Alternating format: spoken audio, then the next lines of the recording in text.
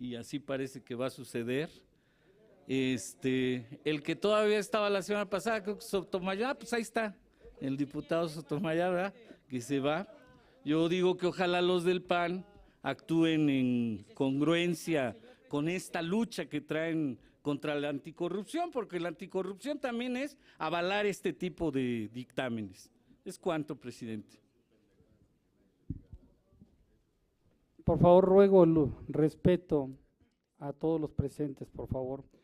Tiene el uso de la palabra la diputada Cristina Olvera Barrios.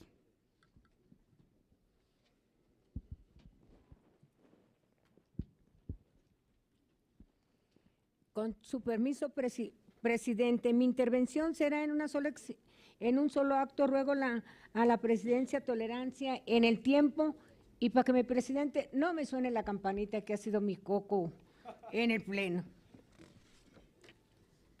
Con su permiso, diputado presidente, compañeras diputadas y diputados, licenciado Marcelo Ebrard y senador Mario Delgado, asistentes que nos acompañan. Para el Grupo Parlamentario Nueva Alianza, lo más importante, lo que más le preocupa a la ciudadanía es que el servicio de la línea 12 del metro sea restablecido a la mayor brevedad.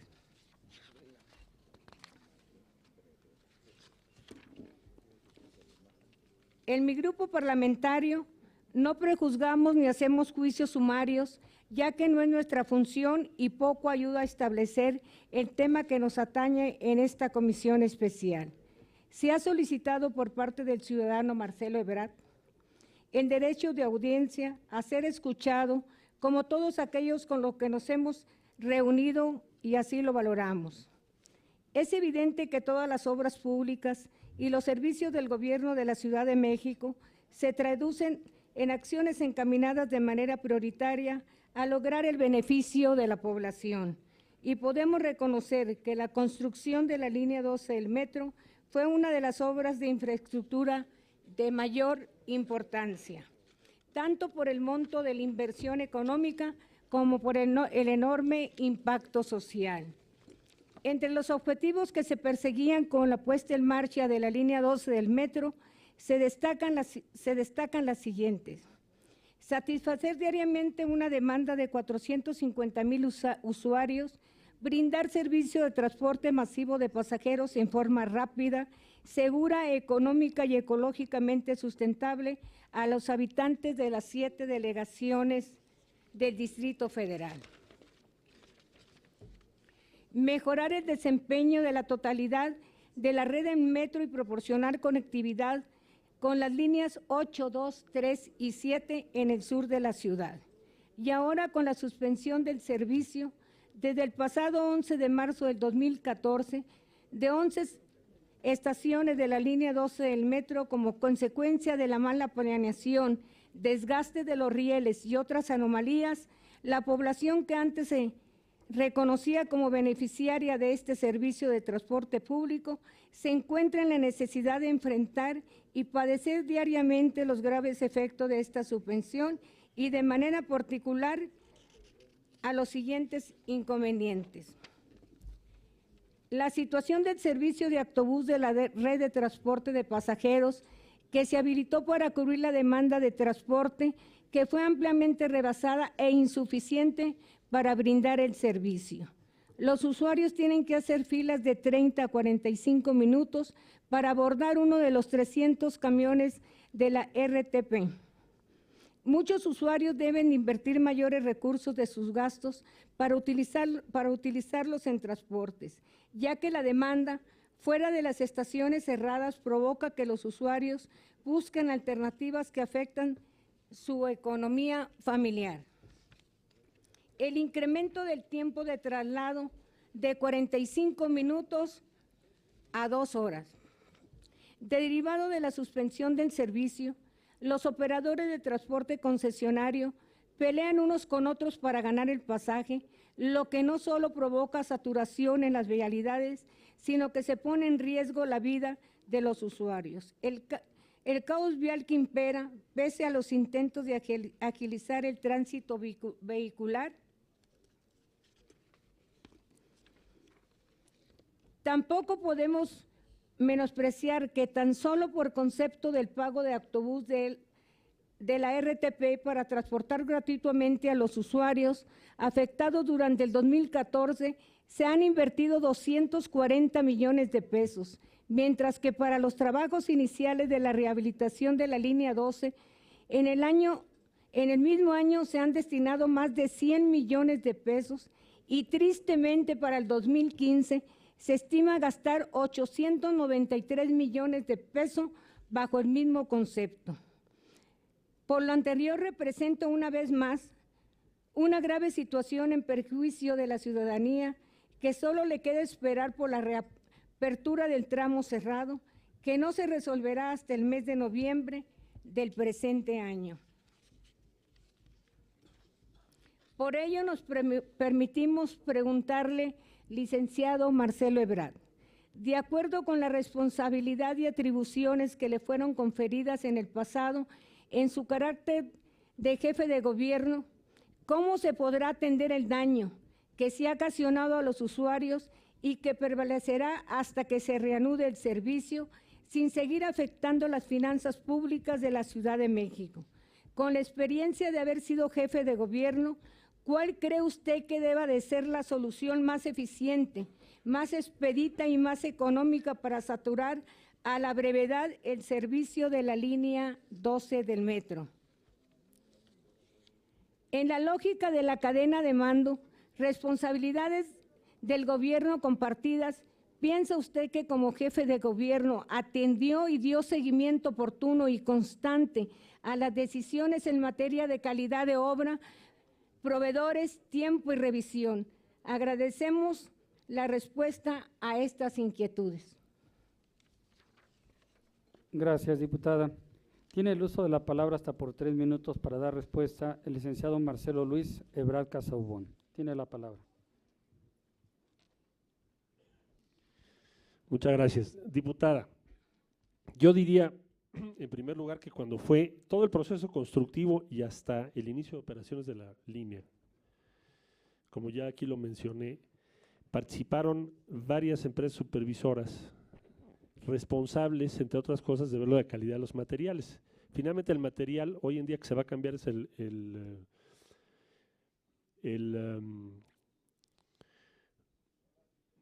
balasto. El balasto es lo que se va a cambiar para que pueda asentarse adecuadamente. Pero el resto de los materiales, según se sabe, y eso fue lo que yo pude ver como jefe de gobierno, pues son los reportes de la supervisión que te dice que tu obra va de acuerdo a la calidad que debes tener. Esa supervisión, hasta hoy, no está en cuestión. Hablo de los trenes ahora, porque habla usted de responsabilidades. Los trenes, ¿en base a qué se toman las decisiones? Pues en base a un organismo que se denomina Metro, que tiene medio siglo. Es decir, toman las decisiones respecto a qué tipo de tren va usted a poner, cómo va a funcionar, etcétera, etcétera, etcétera. La información que yo tuve para poner en marcha la línea, por cierto, mucho más tarde de lo que estaba prevista, porque se ha dicho que la aceleré, es falso. La línea iba a terminarse mucho antes. Y tuvimos, o nos esperamos hasta terminar muchísimos procesos. La información que yo tuve es similar a la que tuvo el actual jefe de gobierno y su director del metro para recibir la obra. Es decir, de la fecha que se inició la operación de la línea 12 durante mi administración, a la fecha en la que fue recibida por la siguiente administración, transcurrieron 8 meses, 7 de los cuales fue ya dentro del periodo del actual jefe de gobierno. Entonces tenía la misma información. Yo no creo honestamente que el director del organismo haya recibido la obra en julio del 2013 si hubiese considerado que la obra estaba en condiciones no operativas. Entonces, después de esa fecha se dan una serie de hechos sobre los cuales ya no abundo, porque la información ustedes la tienen, y al día de hoy, ¿qué escuché yo? Que van a hacer un ajuste aparentemente en los trenes. Es lo que se dijo el día de hoy. Ahí tendrá que verse, y por eso lo mencioné, si eso es un error de diseño del tren o es un error de especificaciones. Si es un error de diseño, quiero en esto subrayarlo, Si se hubiese comprado el tren no se podría hacer nada y sería cambiarlo a costa de los contribuyentes del Distrito Federal. Pero como está en otro formato que ya explicó el senador Delgado, entonces hay una responsabilidad del proveedor respecto al diseño del tren. En la cláusula séptima del contrato, que aquí tengo, y se los voy a dejar por supuesto, se establece como contraprestación, en este caso contraprestación de CAF, que el diseño, se lo voy a leer, todas las actividades desarrolladas por el prestador relacionadas con el diseño, fabricación y puesta en operación del lote de 30 trenes y con la conservación y mantenimiento integral de dicho lote de 30 trenes, incluyendo costos y gastos derivados de condiciones operativas, socioeconómicas, políticas, climáticas, ambientales y geográficas. Dicho de otro modo, si hay un error en el diseño, se tiene que corregir y no debe ser a cargo del contribuyente. Si hay un error en las especificaciones, pues entonces ya no le demos vuelta al tema, digamos qué error es en las especificaciones y corrijamos eso. Esa evolución de la interfaz entre el tren y la vía era difícil de prever con la información disponible cuando se puso en marcha la línea. Pero también lo era difícil de prever en la fecha que se recibió, porque caso contrario, insisto, no se habría recibido la línea. Perdón, presidente. Concluyo. Muchas gracias, diputado. Gracias, licenciado. Tiene la palabra para formular réplica hasta por 3 minutos la diputada Cristina Olvera Barrios.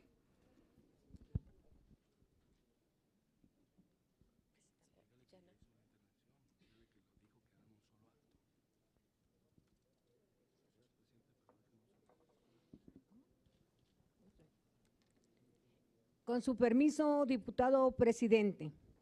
Para el Grupo Parlamentario Nueva Alianza, esta comisión tiene como misión y objetivo defender al ciudadano y no a los partidos políticos de ninguna fracción parlamentaria.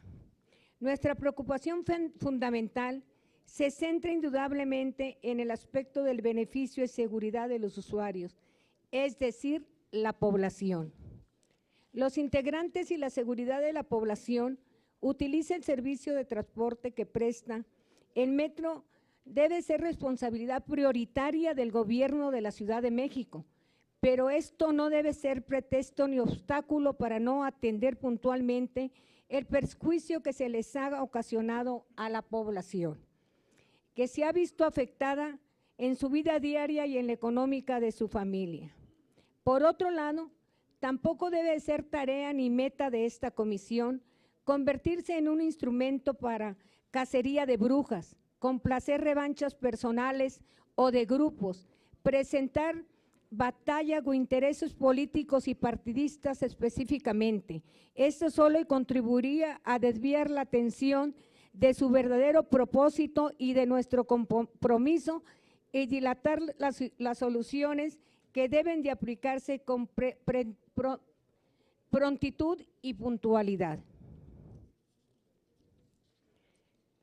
Se debe fundamentalmente y únicamente que esta comisión debe ser el funcionar como una herramienta eficaz que se ponga al servicio y atienda los justos reclamos y necesidades de todos los ciudadanos del Distrito Federal. Por ello, sería prioritario que las autoridades correspondientes apliquen las medidas efectivas para resarcir cada uno de los daños ocasionados a la población a la que se pretendía beneficiar y a los habitantes que se han visto alterados su patrimonio, pues las acciones u omisiones derivadas de las decisiones tomadas desde el gobierno de la Ciudad de México se hicieron con el uso principalmente de los recursos públicos de los contribuyentes. Si se deben deslindar responsabilidades de lo anterior o actual administración del nivel y alcance que nos corresponde conforme a derecho, y muy importante, a los datos técnicos desde hasta dónde alcance la ley y la justicia para los que tienen la responsabilidad que les está afectando a la ciudadanía. Es cuanto, diputado presidente. Gracias, diputada. Tiene el uso de la palabra el diputado Ricardo Mejía Verdeja, hasta por 3 minutos.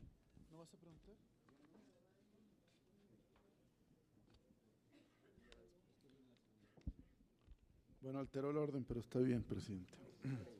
Altera muchas cosas, así que ya no es novedad. Ahorita así va el orden, diputado, por favor. Tiene la palabra. Gracias. Bueno, lo primero es que quedó asentado que se violó los artículos 164, 165 y el artículo 208 del reglamento. Me extraña que legisladores que presumen de ser buenos abogados, como el compañero del Partido Verde, ahora haya avalado esta ilegalidad. Es un informe que tiene nulidad porque está fuera de los plazos. Es un informe semestral que debió haberse entregado hasta el próximo mes de marzo y lo dejamos constancia porque, como usted lo ha dicho, presidente, esto se va a levantar una versión estenográfica que será del dominio público y que eventualmente va a ser muy importante para futuros actos jurídicos. Es, en nuestra opinión, un informe goebbeliano, porque es la filosofía del ministro de propaganda de Hitler, repetir una mentira 1000 veces para que se convierta en verdad, hacer afirmaciones temerarias sin sustento con tal de causar descrédito político al adversario. Pero bueno, entremos en materia. Yo le preguntaría, licenciado Ebrard, ¿cuándo recibió el actual gobierno de la Ciudad de México de conformidad y de manera definitiva la línea 12 del metro de la Ciudad de México? Para el senador Mario Delgado, ¿qué volumen de recursos federales se destinaron a la línea 12 del metro de la Ciudad de México? Para el licenciado Ebrard, ¿cuántas auditorías le fueron practicadas a esta obra? ¿Cuántas de carácter federal? ¿Cuántas de carácter local? ¿Y cuál es el estatus de estas auditorías? Para el licenciado Marcelo Ebrard, en su opinión, la falla en el mantenimiento preventivo y correctivo puede ser la causa del acelerado desgaste ondulatorio de las vías de las estaciones, de las 11 estaciones que están cerradas. ¿Qué nos puede decir con relación al estudio de la Universidad de Navarra, con relación al desgaste ondulatorio y las fallas en el mantenimiento preventivo y correctivo? ¿Podría, senador Mario Delgado, dar más detalles del PPS? Porque además creo que es un modelo que ha usado mucho el Estado de México, que pudiera profundizar también sobre esto, porque se ha manejado dolosamente como que hubiera habido deuda. También preguntarle al licenciado Ebrard, si según la propaganda del régimen y este informe faccioso, la línea 12 tiene fallas extremas, ¿cómo es posible que sigan operando 9 estaciones de la propia línea 12 del metro? También para el licenciado Marcelo Ebrard, si fue impugnada la adjudicación de los trenes y en todo caso cómo resolvieron las instancias judiciales competentes. Sería por mi parte y profundizaría en la réplica. Gracias, diputado. Tiene el uso de la palabra hasta por 3 minutos para dar contestación a las preguntas el licenciado Marcelo Luis Ebrard Casaubon. Gracias. La fecha de entrega y recepción definitiva de la línea es el 8 de julio del 2013, según se sabe. Respecto a la influencia que pudo haber tenido el mantenimiento, sí pudo haber sido importante, eso es un tema que habría que revisarlo y que supongo el gobierno de la ciudad aclarará conforme se vayan anunciando las acciones que va a tomar de rehabilitación. Hoy lo que parece ser el diagnóstico oficial es que se va a hacer un ajuste a los trenes, pero habrá que ver qué es lo que informan finalmente, porque ahí hay una pregunta. ¿Por qué 2 años después de funcionar los trenes? Eso no me queda claro. Los trenes llevan funcionando quizá un poco más de 2 años. Respecto a las auditorías, pues es una de las obras que más auditorías tuvo, subrayo esto. Las auditorías de la Auditoría Superior de la Federación rebasan los 15,000 millones, números redondos, lo que se auditó. Normalmente se audita una muestra. Y ahí lo único que está pendiente son 2 recomendaciones por 32 millones de pesos del año 2011, porque es una controversia que hay entre el consorcio y el gobierno del Distrito Federal. Entonces, lo que resolvió o ha resuelto la Auditoría Superior de la Federación es que esos 32 millones de pesos, cuando se haga el finiquito del contrato, se apliquen como deductiva en su caso, porque es una controversia entre ambas partes. Pero el resto, todas las demás observaciones se solventaron, están solventadas. Por eso sorprende que en el informe se reproduzca, en el anexo del informe, y se reproduzca observaciones hechas por la Auditoría Superior de la Federación que, como ya dije, ya fueron solventadas. Respecto al proceso que llevó a cabo el Metro para definir qué empresa proveedora, que participaron 6, debería hacer los trenes, hubo un juicio con Bombardier, que también es otro proveedor del Metro, que finalmente se ganó en el proceso judicial y por eso prosperó el convenio y finalmente el contrato con CAF. Gracias por su atención, señor diputado. Gracias, licenciado. Tiene el uso de la palabra hasta por 3 minutos para dar respuesta a las preguntas el senador Mario Delgado Carrillo. Tiene el uso de la palabra. Muchas gracias, diputado, gracias por las preguntas. Bueno, a ver, miren, la verdad es que había hecho una presentación para explicar un poco qué son los PPS, porque hay mucha confusión sobre este esquema de financiamiento, pero la verdad es que me encontré en el site de la Secretaría de Hacienda una mejor explicación de lo que yo había logrado. Entonces les traje la explicación de la Secretaría de Hacienda, que es un PPS. Y bueno, rápidamente, ahí plantea cuál es la diferencia entre un PPS, un esquema PPS, con un esquema tradicional de inversión presupuestaria. Bueno, primero, el tipo de contratación, ahí es obra pública. En el caso del PPS se convierten en servicios. La vigencia en la obra tradicional pues siempre es anual o bianual por la restricción de la ley presupuestal que tenemos federal. PPS son a largo plazo, periodos superiores a 15 años. El alcance, desarrollo de infraestructura en este caso, acá y se incluye no solo la infraestructura, sino el diseño, financiamiento, construcción, equipamiento, mantenimiento y operación. Una descripción parecida hizo el licenciado Ebrard hace un momento respecto de las características del contrato de CAF. Aquí estamos hablando de obra pública y son prestación de servicios. Concepto de gasto, ¿cómo se registra?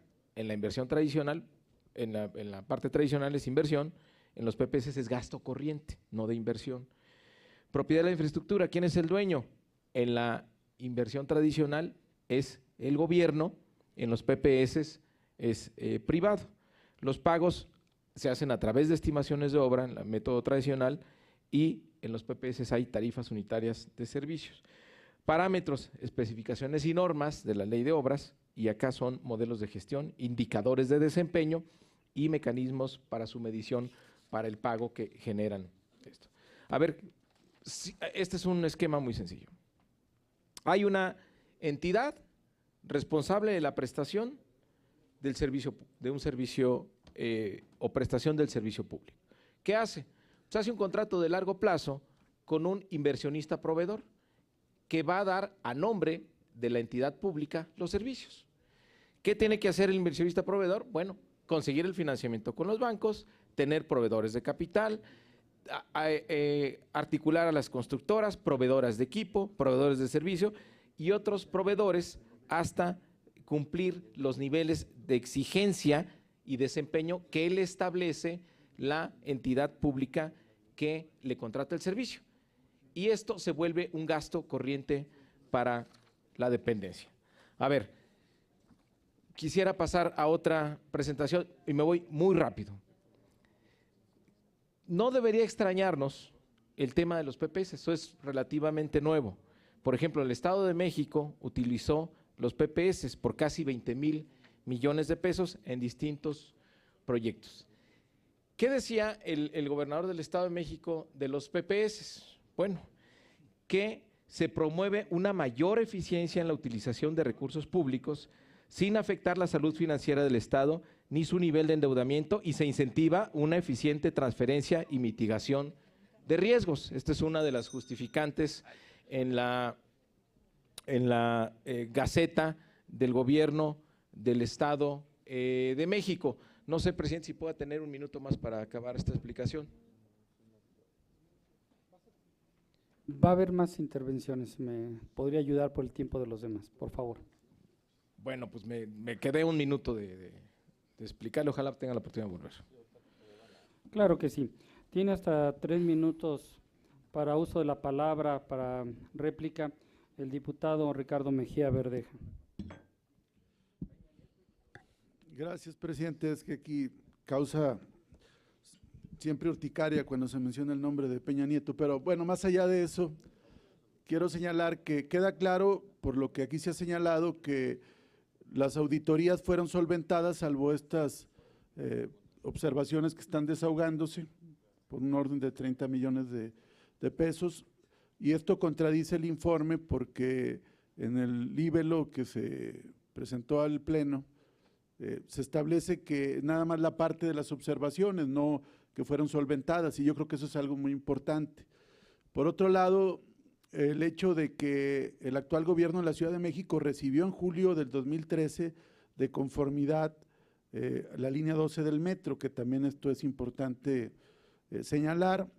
El tema de que esta comisión no ha profundizado en el tema de la falla en el mantenimiento preventivo y correctivo, que está en un estudio de la Universidad de Navarra, que está también en un informe, en un dictamen de otra empresa, ILF Consultores, que también habla que una de las causas fue también el acelerado desgaste ondulatorio provocado precisamente por fallas en el mantenimiento preventivo y correctivo.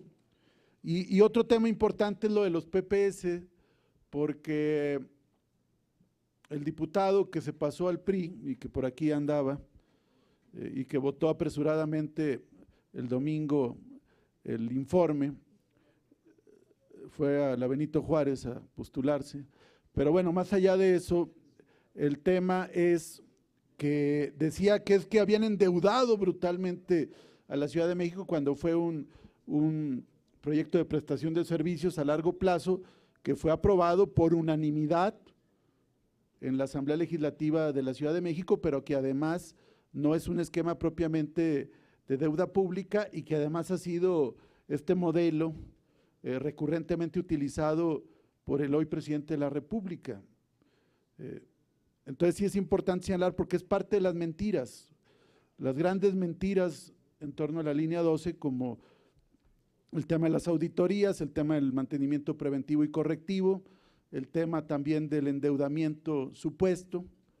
Y entonces nosotros creemos que evidentemente tenemos que profundizar en el hecho de la falla en el mantenimiento preventivo y correctivo y no estar haciendo juicios a priori, simplemente por consigna política, simplemente para satisfacer revanchas de carácter político, y que es parte de lo que tenemos que abocarnos para que la comisión dé pleno cumplimiento a su responsabilidad. Es cuanto. Gracias, diputado. Tiene el uso de la palabra la diputada Magdalena Núñez Monreal. Hasta por 3 minutos. Presidente, si me da un poquito más de tolerancia, no voy a utilizar el tiempo de réplica. Así será. Gracias. Buenas tardes, licenciado Marcelo, buenas tardes. Senador Delgado, bienvenido.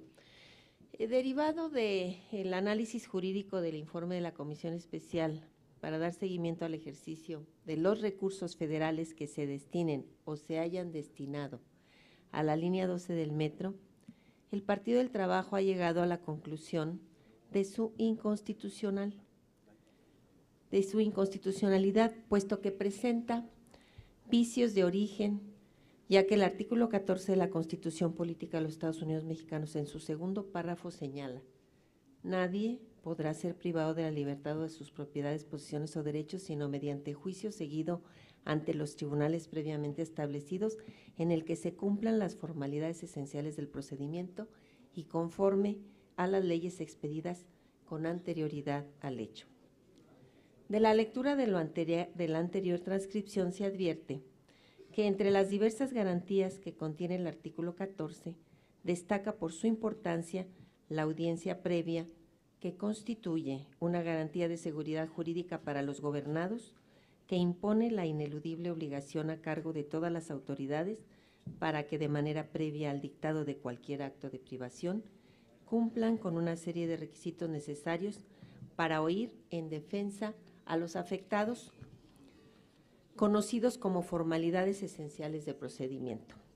Estas formalidades esenciales del procedimiento a los que la Carta Magna se refiere precisa la jurisprudencia que también deben observarse y son las siguientes: la notificación del inicio del procedimiento y sus consecuencias, la oportunidad de ofrecer y desahogar las pruebas en que se finque la defensa, la oportunidad de alegar y el dictado de una resolución que dirima las cuestiones debatidas. A estas formalidades esenciales del procedimiento se unen los requisitos que para todo acto de autoridad contiene el artículo 16 constitucional, los cuales sustancialmente son los de competencia de la autoridad, que el acto obre por escrito y que se encuentre fundado y motivado de manera debida. De lo anterior se desprende que si las autoridades administrativas, judiciales y las legislativas no observan esas formalidades que en todo procedimiento de carácter administrativo se deben seguir, se violan en perjuicio de los gobernados tanto sus derechos humanos como sus garantías individuales, como lo ha hecho esta comisión en perjuicio del ciudadano Marcelo Ebrard Casaubon. Con independencia de lo expuesto, pregunto al licenciado Marcelo Ebrard lo siguiente. En torno a los costos de esta obra, que en su momento su gobierno planteó y ejecutó, se les ha calificado como un desastre financiero. Se habla de sobrecostos, sobreprecios, pagos indebidos, de acuerdo con los propios contratos que ahí se firmaron. Hemos escuchado cifras que van desde los 40,000, 42,000, 50,000 millones de pesos, pero realmente, licenciado, ¿cuánto costó en realidad la línea 12? ¿Cómo se compara su costo con respecto a otras en otros países? ¿Por qué se ha dicho que esta línea es mucho más cara que el presupuesto contemplado para el Tren México-Querétaro? ¿Cuál es su opinión al respecto? Originalmente el contrato de la obra consideraba que el tramo completo fuera subterráneo. ¿Por qué se modificó el contrato de la obra? ¿Fue usted quien lo decidió? ¿Y cómo impactó esta decisión? Por su respuesta, muchísimas gracias, licenciado. Gracias, diputada. Tiene el uso de la palabra hasta por 3 minutos el licenciado Marcelo Luis Ebrard Casaubon. Gracias, diputada. Mire, se ha hablado mucho de sobrecostos, tiene usted razón. Ahora que estaba escuchando en el Pleno, que fue recientemente, fueron los adjetivos que más usaron. Yo ahí quisiera subrayar lo siguiente. La auditoría, como dije, la Auditoría Superior de la Federación, en el caso de esta obra, realizó auditorías no de muestras, sino de 15,000 millones de pesos. Yo pregunto, si un órgano autónomo de ese rango hubiese encontrado todo lo que se está diciendo hoy, pues seguramente habría habido sanciones y habría actuado la Auditoría Superior de la Federación, que estuvo trabajando en esto 2009, 2010, 2011. Entonces, carece de fundamento lo que se está diciendo respecto a esos sobreprecios y a todo lo que se ha venido argumentando como explicación para decir que hay fallas en la obra derivadas de corrupción. La verdad es que no se vincula una cosa con la otra. Cuando usted revisa todo lo que se ha dicho respecto o que explica las fallas que puede haber en la línea, no hay vinculación con fenómenos de corrupción, eso es falso. Hay, y ya lo expliqué hace un momento, diferentes diagnósticos que ha venido dando la autoridad, pero que no tienen que ver con corrupción. Yo haría la pregunta, el hecho de que haya un error en el diseño, como se dice ahora, o en las especificaciones, ¿es atribuible a la corrupción? ¿Y por qué ningún órgano autónomo la detectó? ¿Y por qué se llega a esa conclusión, más aún, sin siquiera pedir los documentos respectivos? Yo decía hace un momento en el informe, están todas estas páginas que dicen resultados de la Auditoría Superior de la Federación, y así se mandó a todos los medios y al Pleno. Y estos resultados del año 2009, 2010 y 2011, salvedad hecha de los 32 millones que acabo de explicar, están solventadas. ¿Qué es esto si no intencionalidad política y un engaño a la gente? Entonces, en síntesis, el costo de la línea 12 está dentro de los parámetros de costo de los metros en todo el mundo. Es más, el metro que se está haciendo en Monterrey está por encima el costo por kilómetro hoy. Del México-Querétaro no lo puedo comparar porque ya se canceló el proyecto, entonces no conocemos los detalles. Eso está dentro del parámetro. Y respecto a las conclusiones de los órganos de control, incluyo aquí también a la Auditoría Superior del Distrito Federal, no hay tales irregularidades. Entonces, ¿de dónde se derivan esas afirmaciones? Como este anexo que se distribuyó a todos los medios. Si usted lee este anexo, dice qué barbaridad. Nada más que no le dicen que está solventado y lo presentan como resultados de la Auditoría Superior de la Federación. Aquí está. Entonces, mucha intencionalidad política, pocos datos, pocos fundamentos. No hay tal, es lo que yo diría. Muchas gracias, diputado. Gracias, licenciado. Tiene la palabra para formular réplica hasta por 3 minutos la diputada Magdalena Núñez Monreal. ¿Ya no? Ok. Bueno, entonces continuamos. Tiene la palabra el diputado Antonio Cuellar Estefan. Gracias, diputado presidente. Buenas noches, compañeras, compañeros diputados.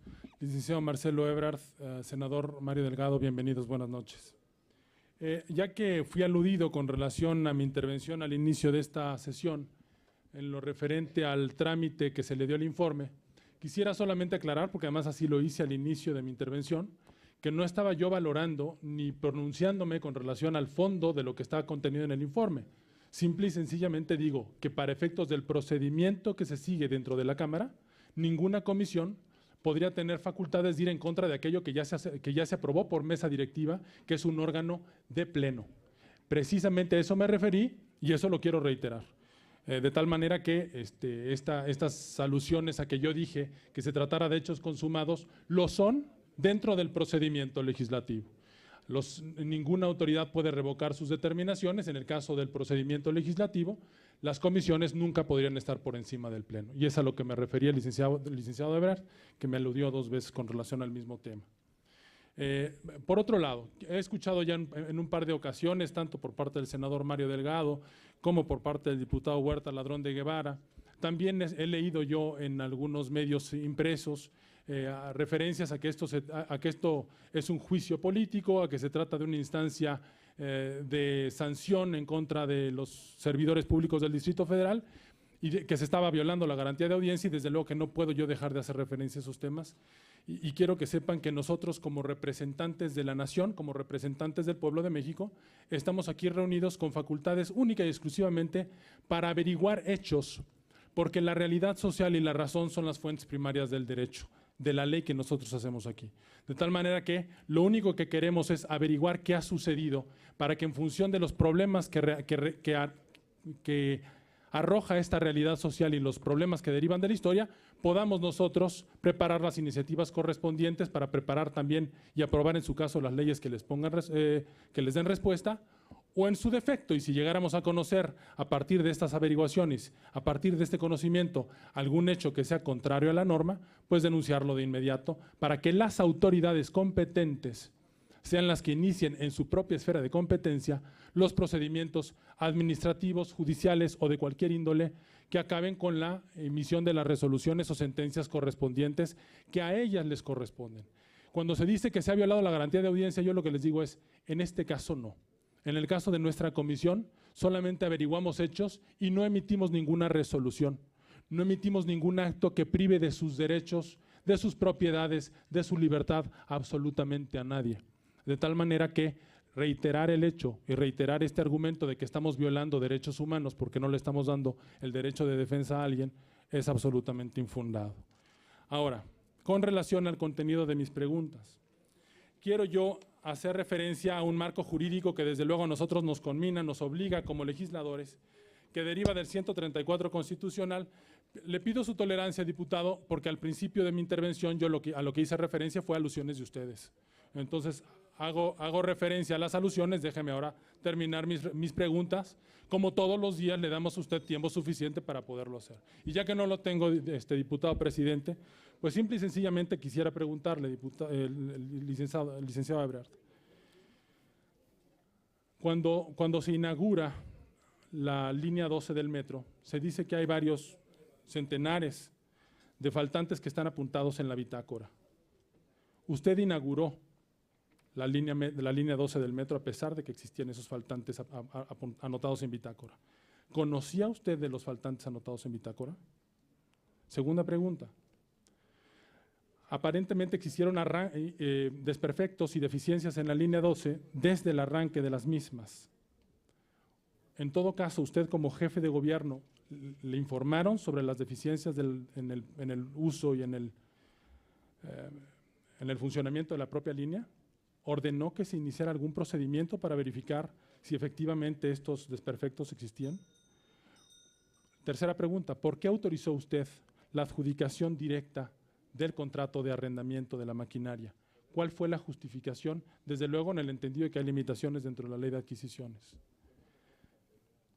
A su parecer, y dada la importancia de la obra, ¿tenía usted acaso la obligación de denunciar irregularidades o de cesar a algún funcionario si es que esto se hubiera comprobado? Diputado, concluya, por favor. Esas son mis preguntas. Es cuanto, diputado presidente. Gracias, licenciado Ebrard. Tiene el uso de la palabra el licenciado Marcelo Luis Ebrard Casaubon, hasta por 3 minutos. Gracias, diputado. Bueno, si no se hubiese pasado por encima del derecho de audiencia, aunque este no es un juicio que lleve a la privación de la libertad, pues probablemente no estaríamos aquí. Esto debió ocurrir antes de que se emitiera el informe, con todo respeto. Yo le diría a usted, para el efecto de la inauguración ya expliqué que la información que me fue proporcionada por Proyecto Metro, Consorcio Certificador, Metro, que son los responsables de esta obra, es que la obra estaba lista para iniciar operaciones con pasajeros. Evidentemente, si hubiese habido una cosa distinta, pues no se hubiesen iniciado operaciones. Supongo que algo similar ocurrió para que el 8 de julio del 2013 también se recibiera en definitiva la obra, como ya lo expliqué aquí. Si yo conocía desperfectos, pues creo que con esto ya le contesto, no recuerdo yo otra cosa más que lo que le acabo de decir. Yo nunca he actuado de manera irresponsable, no hubiera dado mi anuencia a iniciar operaciones si no hubiésemos tenido ese certificado y esas conclusiones de parte de quienes tenían a su cargo esta obra. La adjudicación y el sondeo de mercado lo hizo el Metro. El Consejo de Administración del Metro lo aprobó, después hubo un juicio, como ya expliqué, con Bombardier, y finalmente el juicio fue sobreseído. Entonces, evidentemente que yo no cuestioné en ese momento esas decisiones porque esas decisiones corresponden al Consejo de Administración del Metro y tenían fundamento legal. Y hasta la fecha no veo que en ello haya alguna irregularidad porque ya está auditado. Todo eso ha sido auditado sin observación por el órgano local porque es un contrato con recursos locales. Gracias, diputado. Gracias, licenciado. Para formular réplica hasta por 3 minutos tiene la palabra el diputado Antonio Cuellar Estefan. Lamento mucho no haber tenido la oportunidad de leer las disposiciones legales que quería yo enunciar antes de formular las preguntas. Algo que nos interesa sobre todo y desde luego que tiene que ver con la adjudicación directa o licitación de una obra es el mandato que deriva del 134 constitucional y permítanme leérselos. Los recursos económicos de que dispongan la Federación, los estados, los municipios, el Distrito Federal y los órganos político-administrativos de sus demarcaciones territoriales se administrarán con eficiencia, eficacia, economía, transparencia y honradez para satisfacer los objetivos a que estén destinados. Es en base a este 134 constitucional que también se dice después que los arrendamientos y enajenaciones de todo tipo se llevarán a cabo a través de licitaciones públicas mediante convocatoria pública para que libremente se presenten proposiciones solventes en sobre cerrado, etcétera, etcétera.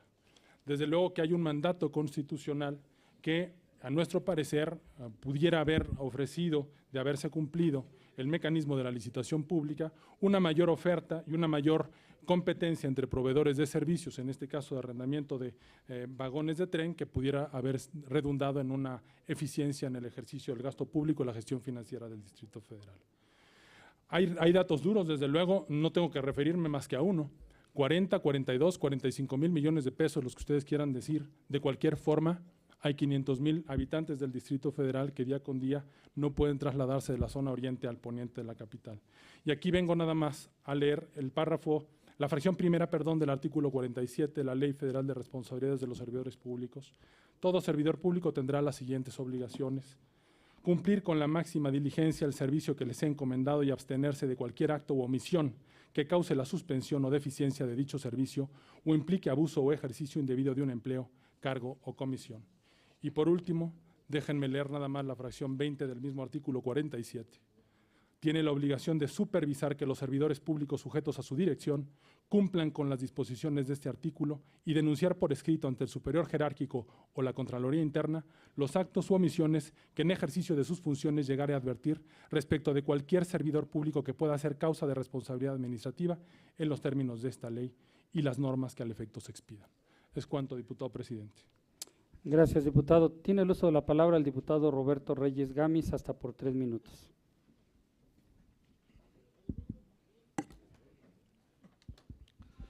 Muchas gracias.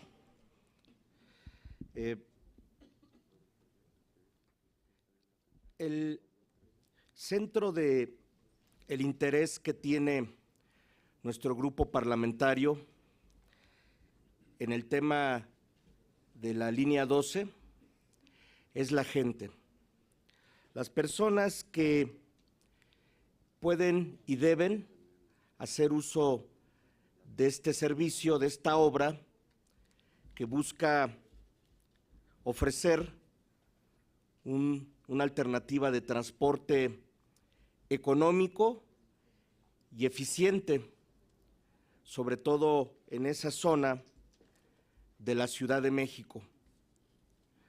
Como en el centro de nuestro interés está la gente, debo decirles a todas ustedes, a todos y a todas ustedes, que nosotros, sin lugar a duda, respaldamos la decisión del jefe de gobierno, el doctor Miguel Ángel Mancera, pues de en algún momento haber determinado priorizar la seguridad de los usuarios y además pues tomar medidas a propósito del problema que presentó esta línea, medidas de fondo. Además, desde luego, para el PRD, que hemos tenido junto con otros partidos la oportunidad de gobernar durante 18 años la ciudad, estamos muy interesados en la transparencia y en la rendición de cuentas. Por eso destaco la presencia voluntaria, abierta, que tanto el senador Mario Delgado como el licenciado Marcelo Ebrard han tenido para con esta comisión de trabajo. Nosotros señalamos que la manera desasiada, unilateral y diría yo con tintes políticos con que se condujo la última sesión, los trabajos de la comisión, fueron indebidos y además con toda firmeza hemos señalado que nunca vamos a permitir que se cometa una injusticia, porque detrás de cualquier injusticia se encuentra la esencia de quien nos reivindicamos de izquierda. Así pues, solamente quisiera formular 3 preguntas para ustedes. ¿Acaso fue unilateral la aprobación del PPS que aquí se nos ha explicado? ¿Quién, cuándo aprobaron el famoso PPS que hoy es objeto de una discusión y que incluso se señala irregularidades en torno a esa aprobación? ¿Quién lo aprobó? ¿Dónde se aprobó? La segunda pregunta que yo quisiera formular es, ¿quién decidió que se contratara a la empresa CAF? Y la tercera pregunta, quisiera saber de propia voz de ustedes si en su actuación, en su calidad de exservidores públicos, obra en perjuicio de los principios de legalidad, honradez, imparcialidad, eficiencia, alguna actuación de parte de ustedes. Esas son las preguntas que yo quisiera formular. Gracias, diputado. Tiene el uso de la palabra primeramente hasta por 3 minutos el licenciado Marcelo Luis Ebrard Casaubon. En la comparecencia que tuvo el ingeniero Bojorquez, exdirector del Metro en la Asamblea Legislativa, explica en detalle el proceso que llevó a la aprobación, primero propuesta del PPS, aprobación del esquema y también el sondeo de mercado, que hubo propuestas notarizadas de diversas empresas. Menciono las que él señaló. Está CAF, Bombardier, Alstom, PCZ Construcciones, Norinco, la empresa china, Siemens y Ansaldo Breda fueron las invitadas. Y la diferencia de precios está en alrededor, entre las dos primeros lugares, alrededor de 1% del valor total del contrato. Eso fue lo que explicó el director del Metro. ¿Quién tomó las decisiones? Pues el Metro, su subcomité de adquisiciones y su consejo de administración. Eso es lo correcto, es lo que procede. Ahora, ¿de esa decisión se derivó que esté fallando la línea? Es decir, ni siquiera tenemos claro cuál es la razón por la cual está hoy planteándose el cambio o ajuste o modificación del tren. ¿Cuál es la razón? Todavía no lo sabemos. Yo creo que para hacer un juicio sobre eso, una conclusión, mejor dicho, tendría que tenerse el diagnóstico de cuál es la razón. Pero no veo la correlación entre una decisión y la otra, y el efecto. Ese es el proceso que siguió esta decisión y esta determinación. Esas son decisiones que fueron también, hay que recordar que fue aprobado en la Asamblea Legislativa del Distrito Federal, el modelo, y hay que recordar que fue auditado en el año 2011 por el órgano, en este caso hoy, Auditoría Superior del Distrito Federal. Esa sería la información, diputado.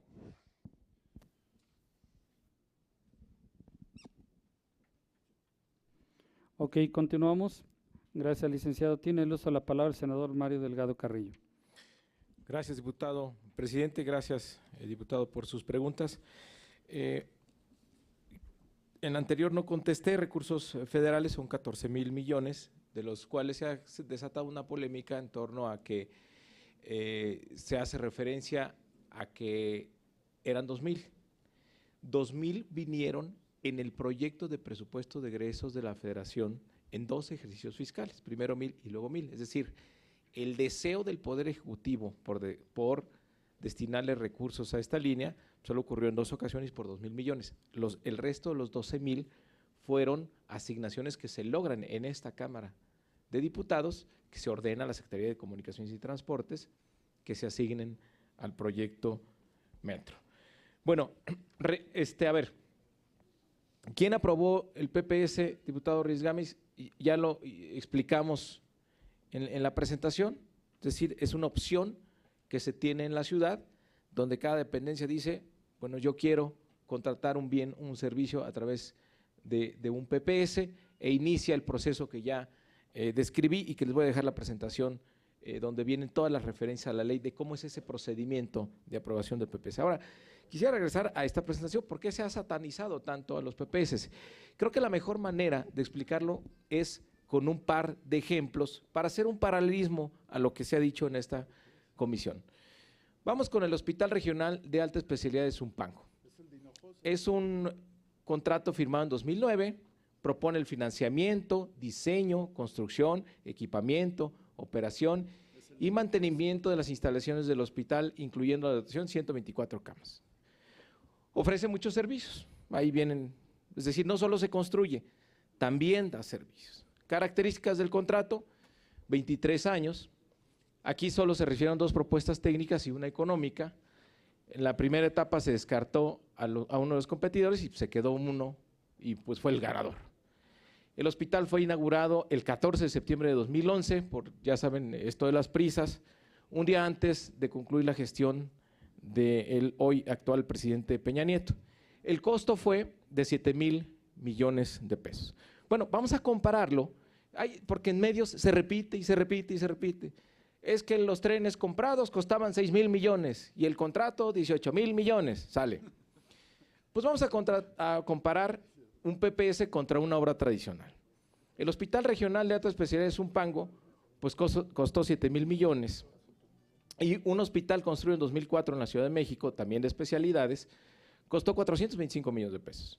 Son hospitales de características muy similares, 124 camas, 142 camas, 29 consultorios, 22 consultorios. Si seguimos la lógica que ha prevalecido en esta comisión, entonces tendríamos que decir que hay sobrecostos, pagos individuos, desviación, fraude y corrupción. Es decir, si seguimos la lógica de esta comisión, tendríamos que decir que alguien se robó ahí 6,500 millones de pesos.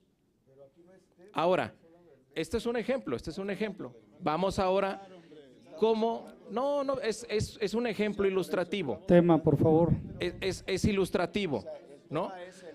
Regreso al metro. A ver, es que yo no estoy, yo no podría venir a decirles. Por favor, orden. A ver. Señor, ya.